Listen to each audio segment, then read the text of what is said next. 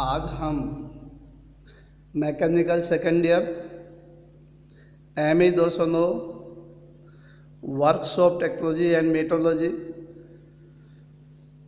Subject में shaper machine, planar machine व slotting machine unit 4 के बारे में चर्चा करेंगे। तीनों अलग अलग तरह की मशीनें हैं। हाँ, हम अपनी चर्चा को शेपर मशीन तक रखेंगे। कल हम प्लानिंग और स्लॉटर मशीन के बारे में चर्चा करेंगे। सभी GPC डूंगरपुर के छात्रों का YouTube चैनल के माध्यम से ली जा रही इस क्लास में सभी छात्रों का स्वागत है। सबसे पहले हम शेपर मशीन में ये देखते हैं कि शेपर मशीन किस तरह के जॉब पर कार्य करती है। हमने लेथ मशीन की बात की है।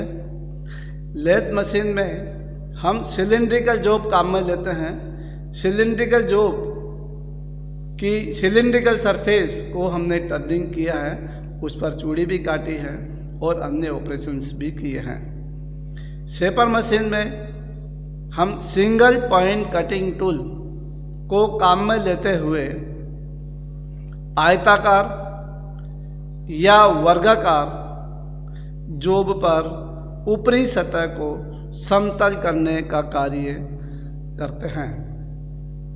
शेपर मशीन में सिंगल पॉइंट कटिंग टूल के माध्यम से जॉब को टेबल व मशीन वाइज की सहायता टेबल पर मशीन वाइज की सहायता से पकड़कर टूल के टू एंड फ्रो मोशन यानी रेसिप्रोकेटिंग मोशन करने से नंबर ऑफ स्ट्रोक के द्वारा एक एक करके हम फीड देकर जॉब की समतल को जॉब की ऊपरी सतह को समतल करते हैं। तो चलो आइए हम शेपर मशीन के बारे में कुछ जानकारी हासिल करते हैं। एक शेपर मशीन एक रेसिप्रोकेटिंग टाइप की मशीनी औजार है जिसमें एक सिंगल पॉइंट कटिंग टूल का प्रयोग किया जाता है तथा इस सिंगल पॉइंट कटिंग टूल को एक पश्चाग्र रेम पर लगे एक सुअभिकल्पित औजार धारक में दृढ़तापूर्वक पकड़ते हैं। रेम की पश्चाग्र गति के कारण टूल एक सीधी रेखा में आगे और पीछे खिसकता है। शेपर मशीन में सिंगल पॉइंट कटिंग टूल की सहायता से हम आयताकार या वर्गाकार जॉब की ऊपरी सतह को समतल कर पाते हैं। मशीन की स्पेसिफिकेशन यानी कि उसकी लंबाई चौड़ाई के बारे में बात करते हैं। शेपर मशीन का आकार उसके स्ट्रोक की लंबाई द्वारा व्यक्त किया जाता है। स्ट्रोक लेंथ ऑफ स्ट्रोक हमें सेट करना होता है। टूल कितना आगे या पीछे खिसकता है उसको हम लेंथ ऑफ स्ट्रोक कहते हैं। अतः यह स्पष्ट है कि एक स्टैंडर्ड शेपर अपने स्ट्रोक की लंबाई के बराबर विमाओं वाले एक घन को पकड़ने तथा उसका मशीनन करने में पूर्णतः सक्षम होता है। मशीन की साइज व स्पेसिफिकेशन के बारे में हम बात करते हैं तो उसमें कुछ बातें हमें ध्यान देने की है जिनको कि हमें ध्यान दिया जाता है। जैसे आघात की यानी स्ट्रोक की अधिकतम लंबाई कितनी है, मेज का आकार, टेबल का आकार, लंबाई, चौड़ाई तथा गहराई में कितना है, टेबल की अधिकतम क्षैतिज व वर्टिकल ट्रेवल कितना है, अधिकतम स्ट्रोक प्रति मिनट पर कितना है, मोटर की पावर कितनी है और उसका भार कितना है। एक हॉरिजॉन्टल शेपर मशीन के सामान्यतया स्ट्रोक की लंबाई 175 mm से 200 mm तक होती है तथा स्ट्रोक की संख्या 900 mm तक होती है तथा मशीन में पावर की दरें 0.2 से 0.5 mm पर स्ट्रोक तक होता है। वर्किंग प्रिंसिपल के बारे में हम बात करेंगे। शेपर मशीन की वर्किंग प्रिंसिपल क्या है। शेपर मशीन में टूल के रेसिप्रोकेटिंग गति होती है तथा यह सिर्फ पश्चाग्र आघात स्ट्रोक पर ही कटिंग करता है। इस मशीन में कार्यखंड को सीधे मशीन की मेज पर कस देते हैं तथा मेज पर लगी वाइस में पकड़कर कस देते हैं। कार्य को टूल की स्ट्रोक रेखा की अभिलंब दिशा में घातांकित प्रमुख प्रदान किया जाता है। औजार के प्रत्येक कट के अंत में रमान प्रदान करते हैं। कटिंग स्ट्रोक में औजार की स्थिति में ऊर्ध्व स्थिति में रहता है जिसे धातु कटिंग करता है, किंतु वापस यानी कि रिटर्न स्ट्रोक में टूल बिना कटिंग करे हुए ही वापस रेम के साथ कम समय में शीघ्रता से वापस आ जाता है। अधिकांश शेपर मशीनों में सामान्यतया सिंगल पॉइंट कटिंग टूल का प्रयोग किया जाता है, लेकिन कुछ अपवादों में अधिक टूल भी प्रयोग किए जा सकते हैं।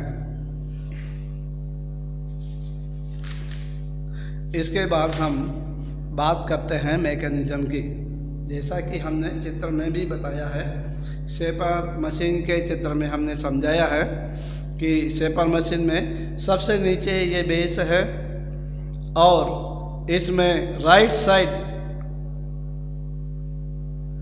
में एक कॉलम दिखाया गया है। कॉलम एक रेम से जुड़ा होता है। यह रेम इस कॉलम पर आगे और पीछे खिसकती है यानी रेसिप्रोकेटिंग मोशन करती है। इस रेम के साथ में हमें टूल हेड पोस्ट लगा हुआ है। इसमें नंबर ऑफ ग्रेजुएशंस भी है। इसको हम टिल्ट भी कर सकते हैं, किसी कोण पे भी घुमा सकते हैं, स्वाइवल भी कर सकते हैं।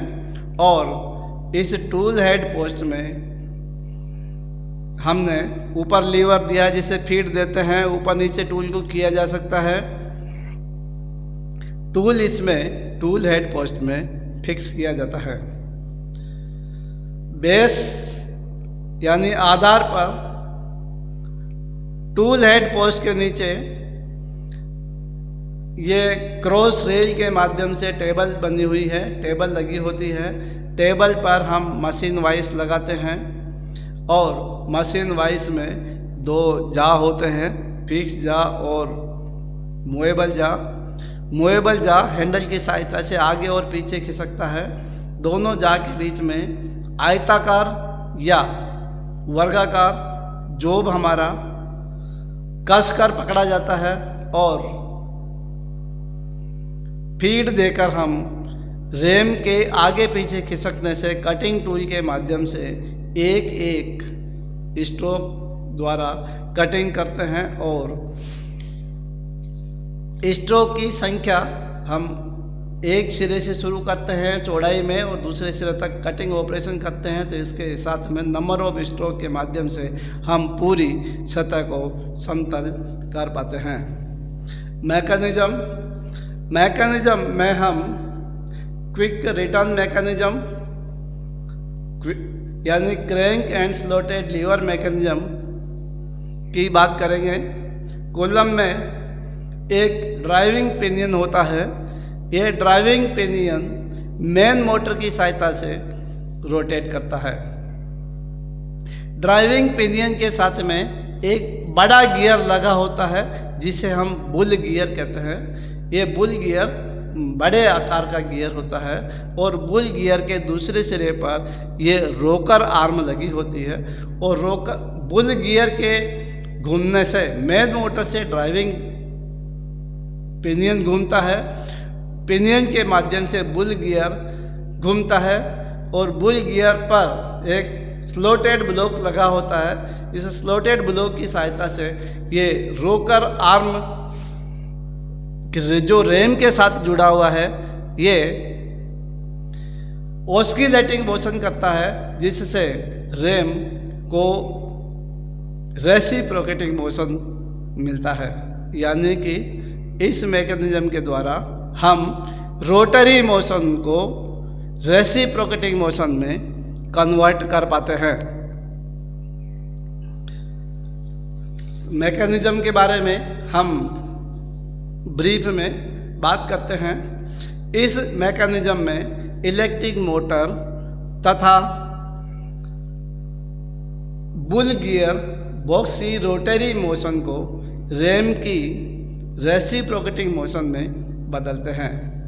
इस मैकेनिज्म के द्वारा रेम को इसके रिवर्स मोशन में फॉरवर्ड मोशन की अपेक्षा उच्चतर वेग प्रदान करते हैं।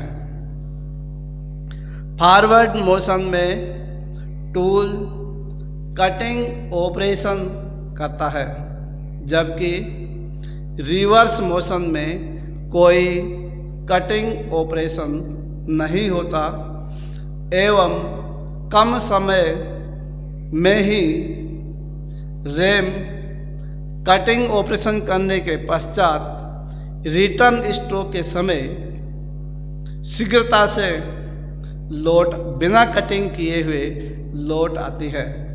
इसे क्विक रिटर्न मोशन कहते हैं। यह क्विक रिटर्न मैकेनिज्म भी कहते हैं इसे।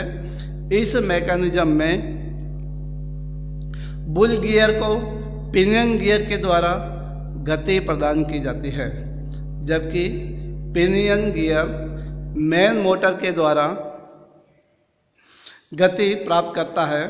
बुल गियर एक बड़ा गियर होता है जो कि कॉलम के अंदर होता है। इस बुल गियर में एक रेडियल स्लाइडर होता है जिसमें सरकने वाला ब्लॉक होता है। पिनियन व बुल गियर के घूमने से रेडियल स्लाइडर क्रैंक से रोकर आर्म जो कि रेम के साथ लगी होती है, जिससे रेम टू एंड फ्रो अर्थात रेसिप्रोकेटिंग मोशन करती है। इसके साथ लगा टूल हेड पोस्ट व टूल भी रेसिप्रोकेटिंग मोशन करता है एवं कटिंग क्रिया करता है। रिटर्न चाल में टूल कटिंग नहीं करता, बिना काटे ही कम समय में शीघ्र लौट जाता है। इसे मशीन की क्विक रिटर्न मोशन एवं क्विक रिटर्न मैकेनिज्म भी कहते हैं। ये हमारे crank and slotted lever mechanism है। Thank you.